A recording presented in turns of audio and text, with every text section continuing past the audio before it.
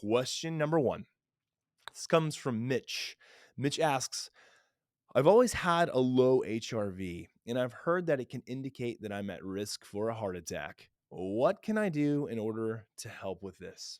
Well, Mitch, I like your question because it kind of goes back to the first thing that I was talking about today is that there's a bit of a level of misunderstanding, misconception, myth in regards to what HRV is telling us or can tell us and what it is not or cannot tell us.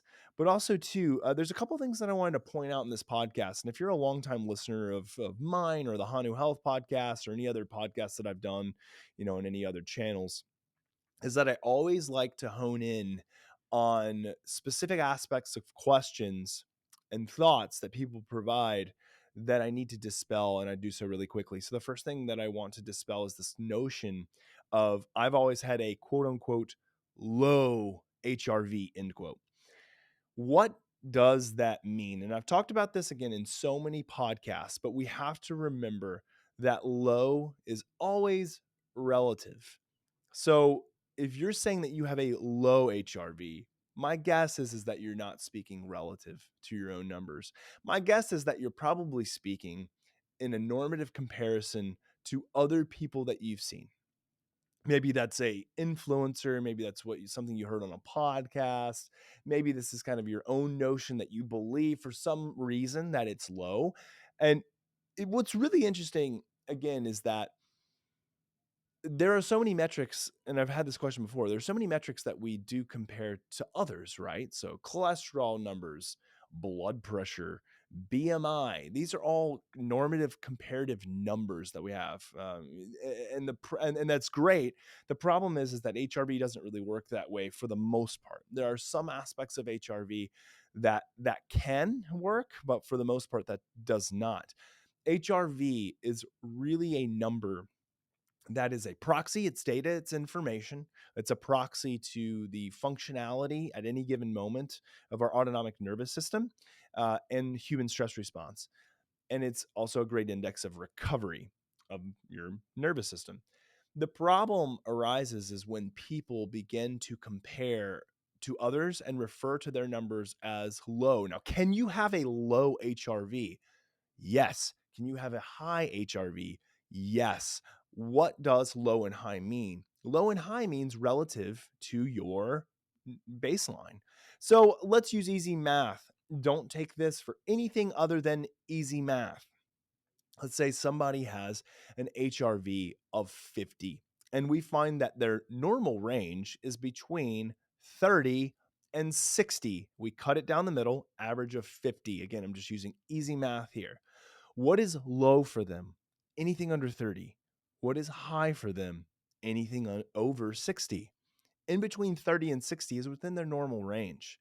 Now, let's do some more but different math.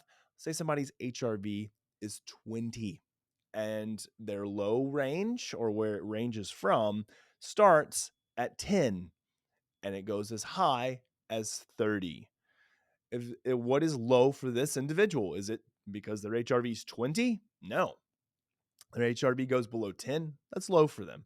High for them would be over 30.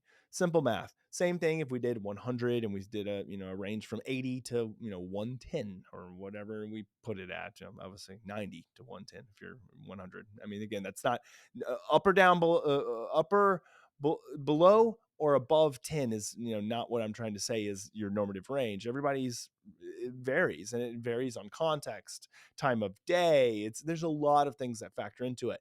But let's just change this notion of I have a 20 millisecond RMS SD value on my Oura ring there, or my Hanu, let's say, therefore I'm low. That's not the case. That's not how this works. And so we really have to dispel this notion of low. Low is relative to your baseline, period.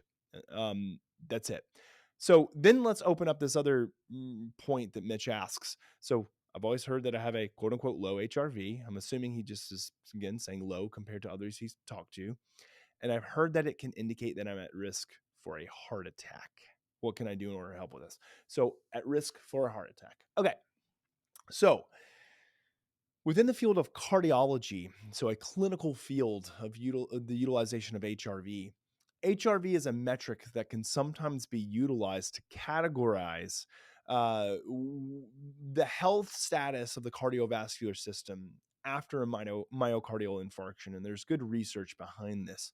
Now, it's not used nearly as much today as it even has been. We have just so much high fidelity and granular ways of measuring risk for cardiovascular disease and potential myocardial infarction that HRV is still continues to be a metric, but it's a metric among metrics. So when you hear about people having heart attacks and then you hear about HRV in conjunction, it is typically just utilized to categorize where somebody is either considered in the healthy range, compromised, or like at risk. And this is typically used with the SDNN marker with the utilization of a Holter monitor, which is like a 24 to 48 hour ECG or EKG. And we use SDNN as the main biometric, so not RMSSD.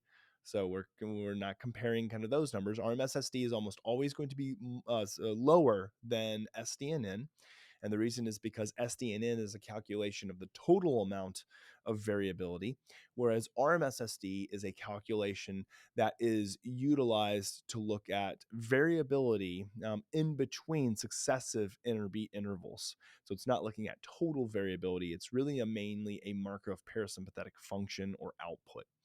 So that's why we use RMSSD. SDNN is actually another great marker, but the research has typically only used it, not only, but for the most part used it within a 24-hour framework. We actually know Marco Altini put out a great report and review about the utility of SDNN as a short-term measurement, but we're gaining more, and more research on that front. So does HRV alone provide us of an indication that you're at risk for a heart attack? Whether it's SDNN that you're looking at over 24 hours or looking at RMSSD in short term, like over night or over the span of 2 to 5 minutes when you're taking it in the morning, is it a good indicator of risk for heart attack? And the answer is the answer is no. It is not a great indicator. There are so many confounding variables that are included that are responsible for this score that is HRV output. And so taking it alone and saying that I am therefore at risk for X, Y, and Z, throw heart attack in there, throw stroke in there, it's not that type of metric.